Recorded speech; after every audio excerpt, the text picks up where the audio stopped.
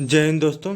आज की इस वीडियो में हम इम्पॉर्टेंट आर्टिकल्स और पार्ट्स उनके जो कॉन्स्टिट्यूशन में जो पार्ट्स हैं हमारे उनको हम जानेंगे। जो पार्ट हो जाता है हमारा काफ़ी इम्पॉर्टेंट हो जाता है कंपटीशन के पॉइंट ऑफ व्यू से। अक्सर हमसे पूछ ले जाते हैं कि पर्टिकुलर आर्टिकल में क्या है, कैसे इसका कब यूज़ हो जाता है। इस टाइप से काफ़ी क्वेश्चंस आते हैं।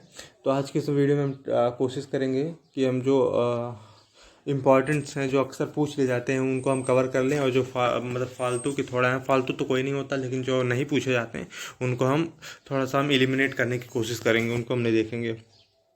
इस बीच वीडियो काफ़ी कम आ रही हैं काहे, क्योंकि हम लोग का भी एग्ज़ाम चल रहा है, इसलिए थोड़ा सा हम लोग वीडियो कम दे रहे हैं। कोई नहीं, इस एग्ज़ाम के बाद आपको वीडियो प्रॉपरली मिलती रहेंगी। और जो हमने रिसर्च सेंटर्स हमने कंप्लीट कर लिया था, जो हम लोग फेमस साइट्स का एक और वीडियो आएगा, तब मैंने सोचा कि पहले इसको मैं दे दूँ, उसके बाद फेमस साइट्स की, उसके बाद का वीडियो फेमस साइट्स पर आएगा। ठीक है, तो चलिए देखते हैं कि आज की इस वीडियो में क्या है। आगे बढ़ने से पहले मैं बता दूं, आप तो जान रहे होगे कि हमारे जो कॉन्स्टिट्यूशन है उसमें टोटल 395 आर्टिकल्स हैं। याद रख लीजिएगा आप, पार्ट्स 22 पार्ट्स में डिवाइड है। ठीक है, ये आपका भी इतना, ये भी पूछ लिया जाता है कितने आर्टिकल्स हैं टोटल और कितने पार्ट्स हैं, ये भी काफ़ी इंपॉर्टेंट है, लिख लीजिएगा। चलिए बढ़ते हैं, देखते हैं कौन कौन से आर्टिकल्स हैं। तो सबसे पहले हम फर्स्ट पार्ट से स्टार्ट करते हैं। पार्ट 1 में क्या है, आर्टिकल 1 से 4 तक हमारा पार्ट 1 में है। उसमें पार्ट 1 में क्या डिस्कस किया गया है, यूनियन और इट्स टेरिटरीज़ के बारे में डिस्कस किया गया। बहुत ही इंपॉर्टेंट क्वेश्चन है, पूछते हैं पार्ट 1 में क्या है। तो पार्ट 1 में यूनियन एंड इट्स टेरिटरीज़ है और 1 से 4 आर्टिकल तक है। मैंने यहाँ पे पर्टिकुलर आर्टिकल में क्या है कि एक आर्टिकल एक किसे डील करता है, आर्टिकल 2 किसे डील करता है, ये मैंने नहीं बताया, क्योंकि ये जब हम लोग रीऑर्गेनाइजेशन स्टेट रीऑर्गेनाइजेशन एक्ट का पढ़ेंगे ना, कि कौन कौन सा स्टेट कब बना था, कैसे बना था, किस बेस पर, तो वहाँ पर हम डिस्कस कर लेंगे कि आखिर ये कैसे बनता है और तीनों आर्टिकल्स किससे रिलेटेड हैं। ठीक, चलिए बढ़ते हैं पार्ट सेकंड की तरफ। पार्ट सेकंड क्या है हमारा, सिटीजनशिप है, नागरिकता का। तो नागरिकता किसमें 5 से 11 आर्टिकल में, पार्ट 2 में 100% पूछ लेता है। सी टेट और टेट में तो अक्सर एक क्वेश्चन पूछता है सिटीजनशिप का। और काफ़ी जो छोटे लेवल के एग्जामिनेशन है उसमें भी पक्का पूछ लिया जाता है। तो क्या ध्यान रखिएगा कि सिटीजनशिप जो है आपका पार्ट सेकंड में आर्टिकल 5 से 11 है। पार्ट थर्ड में हमारा फंडामेंटल राइट्स हैं, आर्टिकल 12 से 35। पार्ट 3, और यही नहीं, ऐसा भी पूछ लेता है कि पार्ट 3 में कौन कौन से आर्टिकल कहाँ से कहाँ तक है, तो आर्टिकल 12 से आर्टिकल 35 तक आपका पार्ट थर्ड में है, जो कि फंडामेंटल राइट्स हैं। तो अब देखते हैं 12 से 35 में ऐसे कौन कौन से आर्टिकल्स हैं जो हमारे लिए इंपॉर्टेंट हो सकते हैं, क्वेश्चन में पूछ लिए जाते हैं इनसे रिलेटेड। तो सबसे पहला 12-13 उतना इंपॉर्टेंट नहीं है, 14 से स्टार्ट होता है। 14 आर्टिकल 14 जो हमारा है, इक्वालिटी बिफोर लॉ है। ठीक है, मतलब कि लॉ के समक्ष जो हम लोग सारे लोग बराबर रहेंगे, मतलब कोई भेदभाव क्यों नहीं रहेगा। Article 15 prohibition of discrimination on grounds, देखिए स्पेलिंग थोड़ा सा यहाँ टी लगा लीजिएगा, grounds of religion, race, sex और प्लेस ऑफ बर्थ। आर्टिकल 15 हमारा क्या करता है कि जो हमारे डिस्क्रिमिनेशन होता है सोसाइटी में, कि इस धर्म का है, ये इस रेस का है, ठीक है, इस जाति का है, ऐसा जो हमारा डिस्क्रिमिनेशन होता है, तो आर्टिकल 15 के थ्रू हमारा कॉन्स्टिट्यूशन जो है इसको प्रोहिबिट करता है, इसको बंद करता है, ख़त्म करता है आर्टिकल 15 की मदद से। आर्टिकल 16 में क्या है, आर्टिकल 16 में equality of opportunity in matters of public employment. जो पब्लिक एम्प्लॉयमेंट होंगे, प्राइवेट की बात नहीं कर रहा है, ध्यान दीजिएगा, एम्प्लॉयमेंट प्राइवेट नहीं होगा, क्योंकि प्राइवेट का तो उनका अपना ऑटोनॉमी होता है ना, वो जो चाहें। लेकिन जो पब्लिक एम्प्लॉयमेंट होगा उसमें चाहे जिस भी जाति का हो, विदाउट यानी किसी भी डिस्क्रिमिनेशन के बिना उसको बराबर इक्वल अपॉर्चुनिटी रहेगी वो जॉब एक्वायर करने की। ठीक है, बहुत ज़्यादा इंपॉर्टेंट ये सब हैं आर्टिकल 14, 15 एंड 16। चलिए बढ़ते हैं, देखते हैं नेक्स्ट स्लाइड में और आर्टिकल्स को। तो आर्टिकल 17 फिर से बहुत ज़्यादा इंपॉर्टेंट, एबोलिशन ऑफ अनटचेबिलिटी। ये बहुत बड़ा नियम ऐसा आया था जो कि रोक दिया, बहुत बड़ी ही समस्या थी सोसाइटी की अनटचेबिलिटी की। जो हायर कास्ट के लोग होते थे वो नहीं चाहते थे कि जो लोअर क्लास के पीपल हैं उनको छुए, तो अनटचेबल चल गया, ऐसा कुछ चल गया था, अनटचेबल वर्ड उसमें काफ़ी प्रेवलेंट था सोसाइटी में, तो इसको एबोलिश किया कॉन्स्टिट्यूशन आर्टिकल 17 के थ्रू। आर्टिकल 18 में क्या है आपका, evolution of titles. Evolution of titles कैसे, जैसे कि हम लोग पहले देख सकते थे सब रखते थे चक्रवर्ती, सम्राट, महाराजा धीराज, इस टाइप से जो टाइटल्स रखते थे, तो अब वो नहीं रख पाएंगे। और मतलब अभी इस समय कोई भी आदमी ऐसा नहीं रख सकता है। लेकिन जो हमारा जो भारत रत्न होते हैं, ये सब टाइटल्स लोग रख सकते हैं, जैसे भारत रत्न सचिन तेंदुलकर, इस टाइप से कोई भी हो, ठीक है। तो अपना इस तरीके से नाम अवार्ड के साथ नाम रख सकते हैं, लेकिन और कोई टाइटल नहीं रख सकते। जैसे कि पहले होता था राजा महाराजा रखते थे कि हाँ राजाधिराज, चक्रवर्ती, सम्राट, इस टाइप से अब कोई नहीं रख पाएगा। तो आर्टिकल 18 के थ्रू कॉन्स्टिट्यूशन इसको एबोलिश करता है। आर्टिकल 19 शुरू करने से पहले बता दूं कि आपका जो अभी तक हमने पढ़ा आर्टिकल इधर 14 से लेके आपका 18 तक जो है, इसको हम एक पर्टिकुलर टाइटल के अंदर आता हुआ राइट टू इक्वलिटी के अंदर, right to equality, right to equality के अंदर कितने आर्टिकल्स आते हैं, 14 से 18 तक। अब हम आगे जब पढ़ेंगे तो ये 19 से लेके 22 तक जो हमारा है, ये राइट टू फ्रीडम के अंदर आएगा। राइट टू फ्रीडम 14 से 18 राइट टू इक्वलिटी है। ये भी पूछ लेता क्वेश्चन, राइट टू इक्वलिटी में कितने आर्टिकल्स हैं, तो राइट टू इक्वलिटी में 14 से 18 तक हैं, और राइट टू फ्रीडम में कौन कौन से हैं, 19 से 22 तक हैं। तो देखते हैं आर्टिकल 19 में क्या है।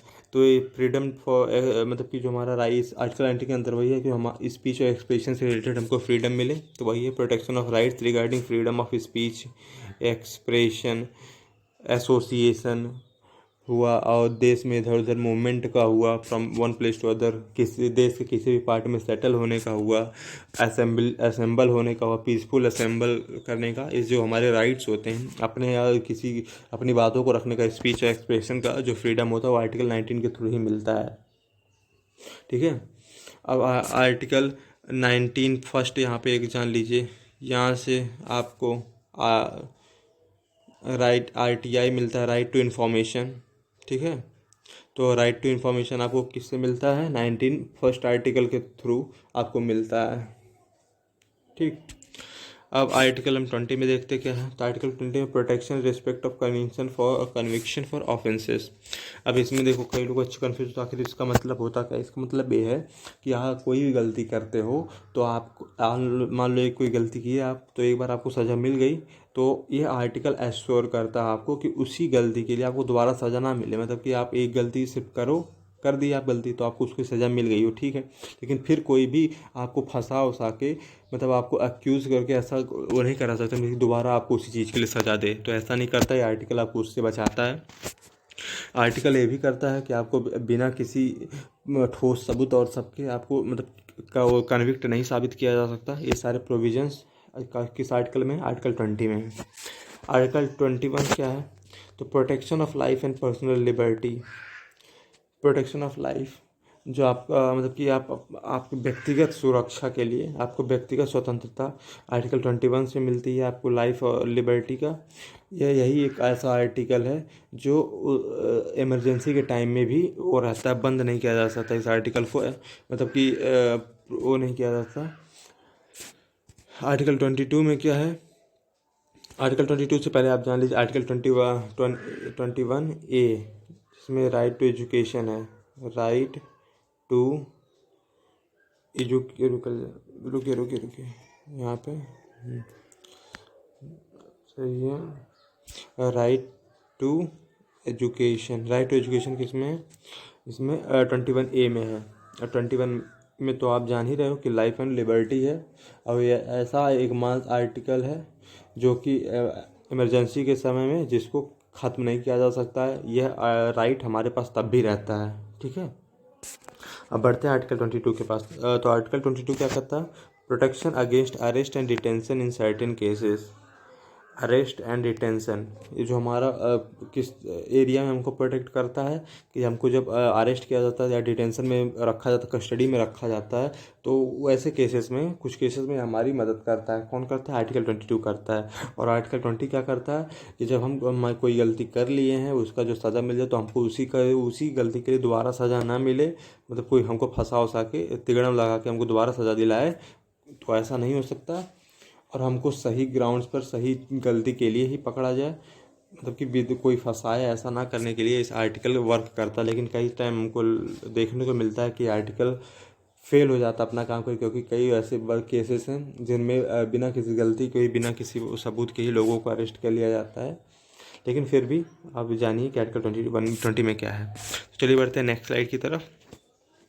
अब यहाँ पे आप देख पा रहे हो आर्टिकल 23 और आर्टिकल 24, ये काफ़ी इंपॉर्टेंट है आपके। तो आर्टिकल 23 में क्या है, prohibition of traffic in human beings and forced labour. इसका मतलब क्या होता है 23 में, क्या जो आप जानते हो कि बंधुआ मजदूर जो पहले होते थे, कि लोग मजदूर को पहले ट्रैफिक समझिए, ट्रैफिक इन ह्यूमन बींग्स क्या होते हैं कि जो आदमियों को बेचा खरीदा जाता है। पहले होता था ना कि स्लेव्स को खरीद लेते थे, तो हमारे स्लेव हो गए, हमारा काम करेंगे, जो हम चाहते थे वो करवा सकते थे, वो हुआ। और फोर्स्ड लेबर जो बंधुआ मजदूर, जो ज़बरदस्ती जिनसे काम करवाया जाता है, बंधुआ मजदूर हिंदी में उनको कहते हैं। तो ये सारे चीज़ों को प्रोहिबिट करता है कॉन्स्टिट्यूशन, किससे, आर्टिकल 23 के तहत। अब ऐसा अगर कोई कुछ करता है तो उसके खिलाफ कानूनी कार्रवाई की जा सकती है, ठीक है, जो कि पहले नहीं था। और आर्टिकल 24 में क्या है, prohibition of employment of children in factories.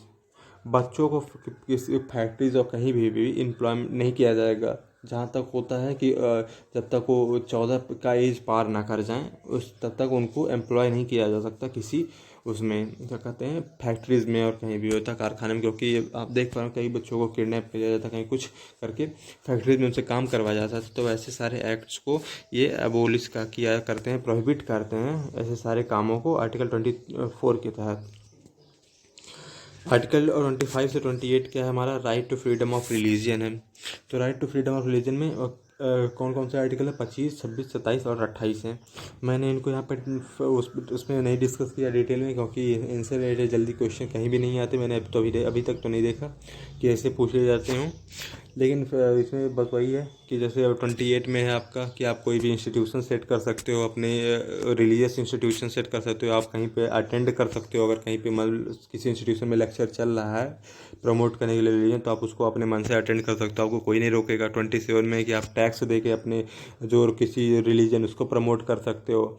26 में है कि आप रिलीजियस अफेयर्स को मैनेज कर सकते हो। 25 में है कि आप कोई भी रिलीजन को वो कर सकते हो, एक्सेप्ट कर सकते हो, प्रमोट कर सकते हो, कुछ भी इस तरीके से हैं। तो ये जल्दी पूछे नहीं जाते, इसलिए मैंने इनको डिटेल में नहीं दिया। और फिर कभी जब हम डिस्कस करेंगे तो उसमें हम इसको डिटेल में देख लेंगे, ठीक है। चलिए देखते हैं आर्टिकल 29 में क्या है। तो आर्टिकल 29 में protection of interest of minorities, जो हमारी माइनॉरिटीज़ ग्रुप हैं उनके इंटरेस्ट को प्रोटेक्ट करना। माइनॉरिटीज़ यहाँ पे हम काफ़ी वो कर देते हैं कि हमारा कोई रिलीजन से मतलब नहीं होता। माइनॉरिटीज़ में रिलीजन भी हो सकता है माइनॉरिटी, आपका लैंग्वेज भी माइनॉरिटी हो सकता है, एरिया वाइज भी माइनॉरिटी हो सकती है, कुछ भी हो सकता है। तो माइनॉरिटीज़ यहाँ पे इसका मतलब ये है माइनॉरिटीज़ का, ना कि केवल रिलीजन तक ही सीमित है। ये सारे लेवल में, सारे एरिया में जहाँ भी माइनॉरिटी दिखेगा उनका प्रोटेक्शन करता है आर्टिकल 29। आर्टिकल 30 क्या है, आर्टिकल 30 में आप देखते हो कि right of minorities to establish and administer educational institutions. ये जो माइनॉरिटीज़ हैं ये अपने एक कोई भी इंस्टीट्यूशन इस्टेब्लिश कर सकते हैं, उनको चला सकते हैं, जिसके लिए उनको वो फ्री हैं, कोई भी उनको रोक नहीं सकता है, ठीक है। तो आर्टिकल 30 उनको एजुकेशनल इंस्टीट्यूशंस चलाने और उनको इस्टेब्लिश करने में मदद करता है माइनॉरिटीज़ को, ठीक है।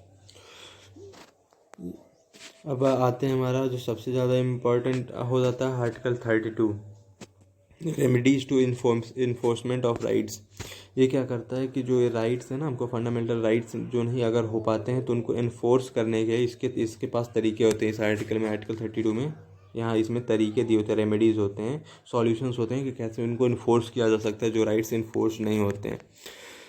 इसी उससे क्या इसमें आर्टिकल 32 में इससे भी ज़्यादा जो इम्पोर्टेंट है जानना वो है कि आर्टिकल 32 फेमस क्यों इतना। तो फेमस है क्योंकि बी आर अम्बेडकर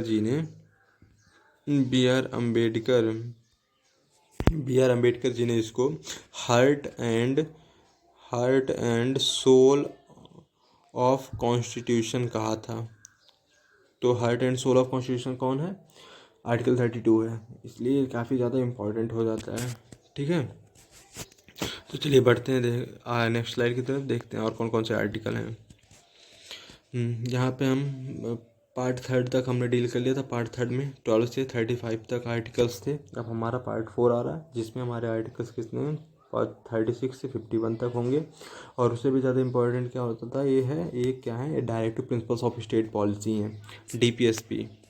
तो डायरेक्टिव प्रिंसिपल्स ऑफ, ये भी पूछा जाता है, डायरेक्ट पूछा जाता है क्वेश्चन कि directive principles of state policy constitution के किस पार्ट में है, तो पार्ट 4 में है। फंडामेंटल राइट्स कॉन्स्टिट्यूशन के किस पार्ट में है, पार्ट 3 में है। इस टाइप से, ठीक है। Directive principles of state policy किस किस आर्टिकल तक है, तो 36 से 51 तक है। ये 2 क्वेश्चन आपका तैयार। अब देखते हैं 36 से 51 में कौन कौन से हमारे लिए इंपॉर्टेंट हो सकते हैं, जिनको हमको लर्न करना ज़रूरी है। तो सबसे पहला है आर्टिकल 39A, जिसमें हमको equal justice and free legal aid मिलता है। हम मतलब कि हमको समान न्याय मिलेगा और कोई भी लीगल एड हम फ्री में पाएंगे। एड मतलब सहायता होती है, ठीक है। आर्टिकल 40 हमारा क्या करता है, बहुत इंपॉर्टेंट है, ऑर्गेनाइजेशन ऑफ विलेज पंचायत। ये देखिएगा, ये विलेज पंचायत, तो विलेज पंचायत किस आर्टिकल में है, आर्टिकल 40 में है। Living ways for workers 43 article हमारा क्या करता है, ये डील करता है कि वर्कर्स को उनके जीने रहने के लिए तो कम से कम वेज मिलना चाहिए, ठीक है। 44 हमारा बहुत इंपॉर्टेंट, बहुत इंपॉर्टेंट है। ये आर्टिकल, ये 3 आर्टिकल काफ़ी इंपॉर्टेंट हैं, ठीक है। तो आर्टिकल 44 क्या है, uniform civil code for citizens, uniform civil code for citizens, ठीक है, याद रखिएगा। आर्टिकल 45 में आपका क्या है, आर्टिकल 45 में डील करता है provisions of early childhood care and education to children below age of 6। ये देखिए, एक ये भी इम्पॉर्टेंट हो जाता है। इससे तो कन्फ्यूजिंग क्वेश्चन भी है, क्योंकि हमको जनरली जो मिलता है कि बच्चों को पढ़ाने के लिए राइट टू एजुकेशन में वो 6 से 14 तक के बच्चे हो सकते हैं, लेकिन आर्टिकल 45 क्या करता है, वो लिमिट करता है सिर्फ 6 से 6 साल के बच्चों तक। ये भी कभी कभी मेंशन कर देता है आर्टिकल 45 में, फिर लिखा रहता है 14 ईयर्स के बच्चों, तो वहाँ पे पूछता है वेदर इट इज़ करेक्ट और नॉट, ये सही है कि नहीं, तो वो गलत हो जाता है, क्योंकि वो आर्टिकल 45 सिर्फ 6 साल तक के बच्चों के लिए वो छूट देता है, ठीक है। वो मतलब कि उसमें प्रोविज़न है सिर्फ 6 साल के बच्चों के लिए। तो याद रखिएगा कि बच्चों जो 6 साल के बच्चे उनके लिए चाइल्डहुड केयर, उनका केयर करने के और एजुकेशन के लिए 6 साल के बच्चों के लिए प्रोविज़न किसमें, आर्टिकल 45 में। चलिए देखते हैं नेक्स्ट स्लाइड। यहाँ पे हम डील करना है आर्टिकल 46, बहुत इंपॉर्टेंट है, बहुत पूछा जाता है। Promotion of educational and economic interest of SC and ST and weaker sections. तो एक का ऐसा क्वेश्चन पूछा जाता था कि वह कौन सा आर्टिकल है, name the article which promotes educational and economic interest of SC STs and weaker sections, तो दैट इज आर्टिकल 46। तो हमारा आर्टिकल 46 ये ऐसा आर्टिकल है जो ये शेड्यूल कास्ट और शेड्यूल ट्राइब्स और वीकर सेक्शंस के एजुकेशनल और उनके इकोनॉमिक इंटरेस्ट को प्रमोट करता है। आर्टिकल 48 क्या है हमारा आर्टिकल 47 जो हमारा वो लेवल ऑफ न्यूट्रिशन से डील करता है। 47 उतना इम्पोर्टेंट नहीं है, लेकिन फिर भी आप जान लीजिए कि ये स्टेट को कहता है, स्टेट की ड्यूटी को दिखाता है कि स्टेट की ड्यूटी है कि लोगों तक न्यूट्रिशन सही पहुँचे, ठीक है, माल न्यूट्रिशन ना हो। ये आर्टिकल 47 में, आर्टिकल 47 में मतलब वर्ड याद रखिए कि आर्टिकल 47 में ही कभी कोई पूछ ले कि न्यूट्रिशन किस में है, मतलब न्यूट्रिशन के लेवल सही से प्रोवाइड करें वो किस में है, तो आर्टिकल 47 में है। आर्टिकल 48 क्या है, तो आर्टिकल 48 है आपका organization of agriculture and animal husbandry. ये भी इंपॉर्टेंट, कभी कभी पूछ लिया जाता है इसको भी। तो हमारा जो एग्रीकल्चर का और ऑर्गेनाइज करने को और एनिमल हस्बेंड्री जहाँ पे पाले जाते हैं, तो उनको जो ऑर्गेनाइजेशन होता है वो आर्टिकल 48 के थ्रू होता है, ठीक है। आर्टिकल 49 क्या होता है, protection of monuments and places and objects of national importance. Article 49 कहता है कि जो भी हमारे नेशनल इंपॉर्टेंस के लिए जो भी मॉन्यूमेंट्स होंगे या प्लेसेस होंगे या ऑब्जेक्ट्स होंगे जो भी हमारे लिए नेशनली इंपॉर्टेंट होंगे, तो उनका प्रोटेक्शन करता है कौन सा आर्टिकल, आर्टिकल 49। तो आर्टिकल 49 नेशनली इंपॉर्टेंट चीज़ों, मॉन्यूमेंट्स का, प्लेसेस का और ऑब्जेक्ट्स का प्रोटेक्शन करता है, ठीक है। आर्टिकल 50 बहुत इंपॉर्टेंट क्वेश्चन, बहुत इंपॉर्टेंट अक्सर पूछ लिया जाता है। तो आर्टिकल 50 आपका क्या है, आर्टिकल 50 है separation of judiciary from executive. तो ये बहुत पूछ लिया जाता है कि जुडिशरी एग्जीक्यूटिव से किस आर्टिकल के थ्रू अलग होता है, तो आर्टिकल 50 है जिसके थ्रू जुडिशरी और एग्जीक्यूटिव अलग होते हैं। और आर्टिकल 51 क्या है, promotion of the international peace and security. ये बहुत इंपॉर्टेंट है, प्रमोशन बाई, ये बता दो इसका इंपॉर्टेंस तो आप जानोगे कि ये इससे रिलेटेड इतने एरिया में से ये भी करंट में ही PCS के पेपर में क्वेश्चन आया था, आप खुद चेक कर सकते हो। तो promotion of international peace and security, तो इंटरनेशनल लेवल पर पीस और सिक्योरिटी प्रमोट कौन का आर्टिकल करता है, आर्टिकल 51 करता है, ठीक है। और वेरी वेरी बहुत जो मस्ट है, तो पार्ट 4A आपका। पार्ट 4A कौन सा है, इसमें क्या है, तो आर्टिकल 51A है। पार्ट 4A में कॉन्स्टिट्यूशन के आर्टिकल 51A है, जिसमें हमारा फंडामेंटल ड्यूटीज़ हैं। ठीक है, फंडामेंटल ड्यूटीज़ हमारे जो ऐड किए गए थे वो स्वर्ण सिंह कमेटी के सिफारिश पर ऐड हुए थे। ये पूछ लेता है कि क्यों, कब ऐड हुए थे वो, उस क्या कैसे ऐड हुए थे, तो वह स्वर्ण सिंह कमेटी के उस नाते ऐड हुए थे। ठीक है, उनकी सिफारिश पर, स्वर्ण सिंह कमेटी की सिफारिश पर ऐड हुए थे। ठीक है, तो उससे भी कहीं ज़्यादा इंपॉर्टेंट है कि पार्ट 4A में क्या है और उसमें कौन सा आर्टिकल है, तो उसमें आर्टिकल 51A है। और आर्टिकल 51 किससे डील करता है, फंडामेंटल ड्यूटीज़ है। हमारे पास कितने फंडामेंटल ड्यूटीज़ हैं ये भी जान लीजिए, हमारे पास 11 फंडामेंटल ड्यूटीज़ हैं। ओके, तो मैं आज की वीडियो को मैं यहीं एंड करूँगा। फिर इसका ये भी एक दो पार्ट और आएगा, एक पार्ट, जहाँ तक मुझे लग रहा है एक पार्ट और आएगा, जिसमें आपका सब कुछ जितना भी इम्पोर्टेंट है आर्टिकल्स हैं वो सारे ख़त्म हो जाएंगे। दो पार्ट आएंगे, उसमें आपके सारे आर्टिकल ख़त्म हो जाएंगे। उसके बाद आपको कहीं भी आर्टिकल्स तैयार करने की ज़रूरत नहीं रहेगा, इतना आपके लिए इनफ रहेगा। ठीक है, तो चलिए इसी के साथ मैं वीडियो को एंड करता हूँ। धन्यवाद।